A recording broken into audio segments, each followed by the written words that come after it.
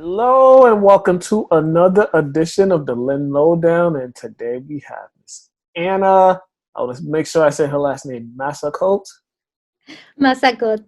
Masacote, co-founder of tell them the organization. I'm the co-founder of Masacote, Yeah, an organization in Boston that's Latin dance company, music and event productions.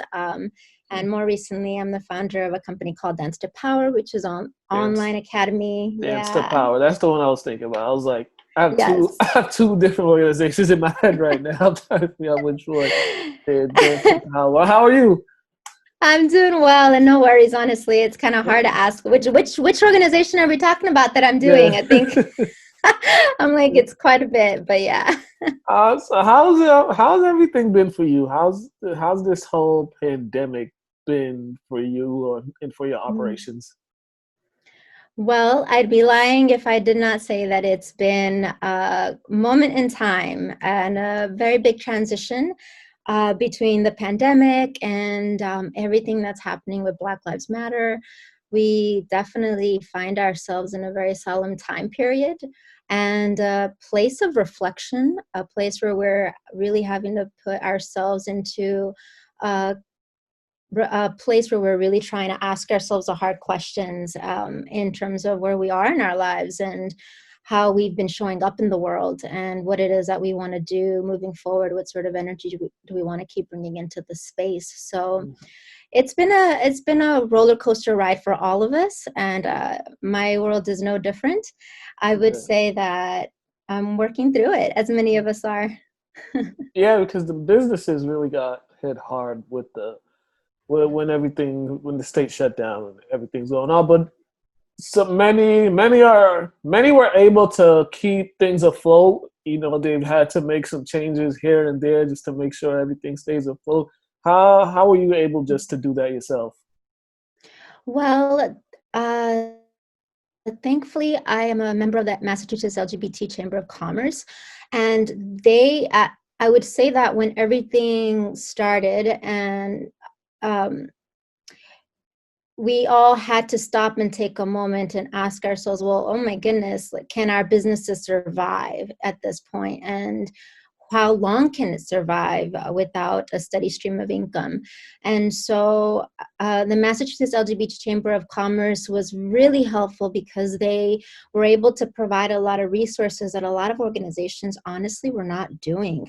And I was attending a lot of meetings, both from artists in the city to a lot of professional organizations. And honestly, they ended up being the best resource because what they were able to do is put themselves back into what they were calling themselves as resource counselors, and they were able to sit down and have speakers come in, people from the SBA, and start telling us, this is what you need to do, this is what's happening, and then also provide a place for people to actually be able to apply for certain loans and programs that were available.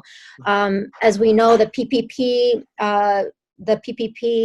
loans were actually made available to small businesses, but unfortunately, they were not very easily accessible for many smaller businesses, and particularly small businesses that were run by communities of color, which were, in my opinion, the most in need. Mhm. And in very many cases, if you did not have a relationship with the bank, then if it didn't matter if you had accounts with them, it didn't matter how much money you had moving with them, you still weren't able to work with them if you didn't have a certain type of credit relationship. And so, again, the Commerce was able to really help us out, or help my few businesses out, to give us some more resources and direction in terms of where we needed to go.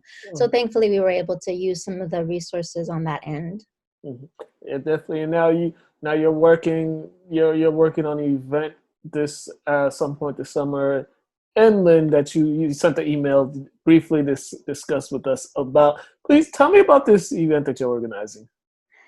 Well, I have been very fortunate to be one of the artists that received the Canvas to City grants from the Downtown Cultural Lynn District. And they were basically disseminated to 10 artists in a way to be able to bring more public art to the space of Lynn. Now, the people that received them were announced or were told they received them in March, right as the pandemic hit. So basically, you can imagine all of the plans that artists had were just kind of like squashed. Yeah. So Put it to the side. yes, we had to start getting more creative and really finding different ways to show up in a virtual space, in a virtual setting. So my project originally was meant to be a big poster exhibit that was going to be showcasing Pride and the history of Lynn and Pride. And it was going to be showcased in different organizations and businesses in the city. And then I was going to offer some queer Latin dance classes at Thousand Hills Cafe, Land of a Thousand Hills. And it, unfortunately, we had to really pause those steps and change it to virtual. So I'm still hosting virtual classes online during the month of June for the queer community. It's just been a little bit more open to people from anywhere that want to actually come in online. And now what I've been focusing on is really shifting all of the work that I was doing to online. So what that means is I started a social media project called Queer Lynn Scene. It's a Facebook page which is meant to centralize information for the LGBTQ plus community in Lynn, Massachusetts. And what we're doing is really trying to bring more community events into a virtual space for the meantime until we're able to bring them into an in-person setting. And one of the big things where we were able to transition the exhibit, that was able to be transitioned into an audio documentary project, which is being released tomorrow. And that's something that's really exciting. Yeah. Tomorrow, meaning tomorrow, June 9th. We're recording this sorry. June 8th. Well, June 8th. I just gotta let the audience know because by the time this come out, the date will pass. So I'll just letting everyone know. I appreciate it. They don't think we're crazy. And June is Pride Month, and it seems like it's so fitting that it kind of worked. It kind of worked out in your favor for everything that just happened, and now with Pride Month, you're able to do all this for the LGBTQ community during this month of celebrating Pride Month. So this is a month of Pride Month, and of course, definitely coming into Pride, many people weren't really so excited about celebrating Pride. I know I always come into June and I go, oh my God, it's Pride Month. That's amazing. And, you know, with everything that was happening, it was a very difficult feeling of wanting to celebrate, right? And so really, ultimately, the way that I'm taking this month is a month of reflection and really trying to ask how can we place our world into a point of perspective and really show intersectionality within our own communities and solidarity to all our communities within the LGBTQ plus community as well, because we very well know that there's also racism that's also inherent within this space as well, and really trying to provide perspective for our society at large. So this project that I'm focusing on, this is called Out and Proud. And no matter when you hear this interview, you'll be able to still go to the Facebook page called Queer Lynn Scene, and you'll be able to see the interviews that are being released. Basically, what they are a series of interviews that were done with people who live or work in the city of Lynn and identify as LGBTQ+. And we interviewed them and asked them questions about their coming out stories. And I know right now we live in a world where being queer is felt like it's much more open and it's much more accepting. And while that may be true, there's also still very many barriers towards people coming out. And so the project focus is really just meant to be able to provide a little bit of perspective for people on the world that transpires within the LGBTQ plus community and how that process of coming out is, and also hopefully to inspire people who may be struggling with that to be able to make that step forward towards it. Yeah, definitely. One thing I've talked to a few people about this in a couple interviews I've done is the hate crimes towards the members of the LGBTQ community that hasn't been talked about. That's kind of been brushed aside and is not making headlines because over the past year, we've seen many trans women of color that have been killed, and no story about it. Nothing about it. It seems like they'll put one little thing will pop up and then it disappears. And it's shocking too because there's been so many since last year. Even there's already been a few. There's already been some this year that have been killed. I think more. I think one was killed last week or the week before, and still it's not making headlines. So, I mean, what do you think? Just in large, the community in large, what do we all have to do to make sure stuff like that deserves the attention that it deserves to get? Because we can't just, people dying is people dying no matter how they identify themselves, and they should all be acknowledged, especially when it's hate crimes like this.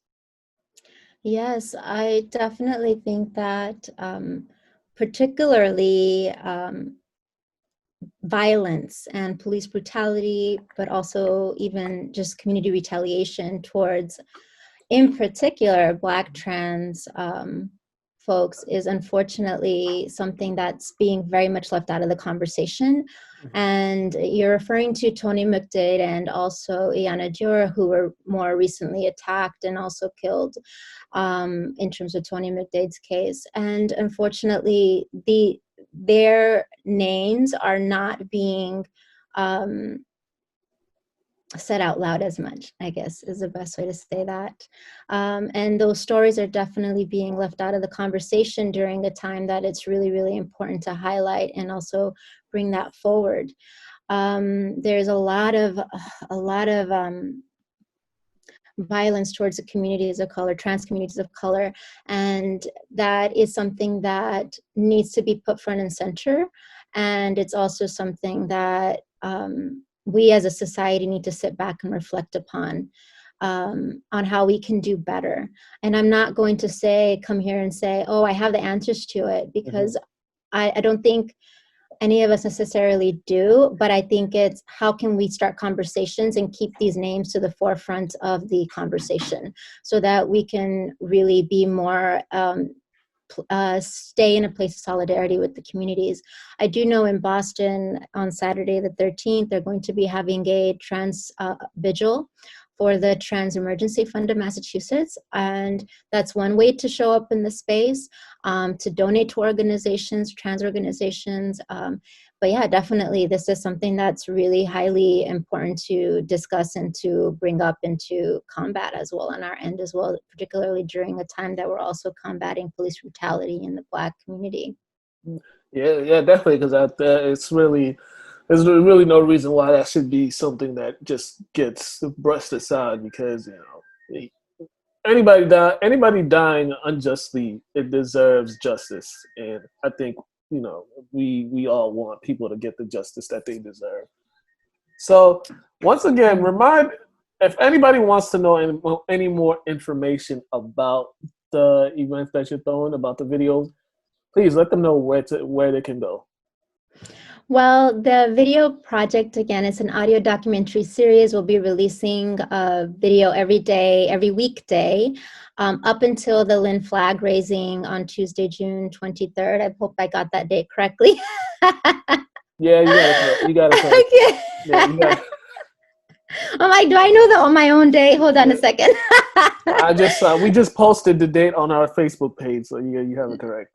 Nice. So the Out and Proud series, you'll be able to find that on the Queer Lynn Scene Facebook page, and it will be running between Tuesday, June 9th through Monday, June 22nd, up until the flag raising on the 23rd for Tuesday.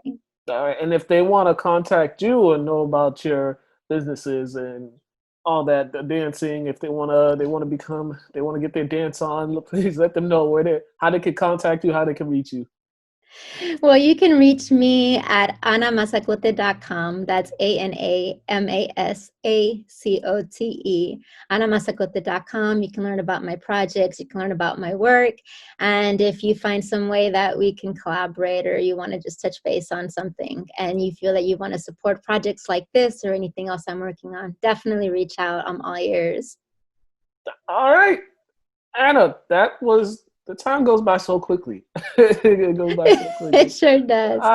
Thank you for coming on and talking about what you got going on. This was appreciated, and continue to do the great work. And anytime you have something going on in the city of Lynn, just please contact us, and we'll try our best to show up and give you the coverage that you need.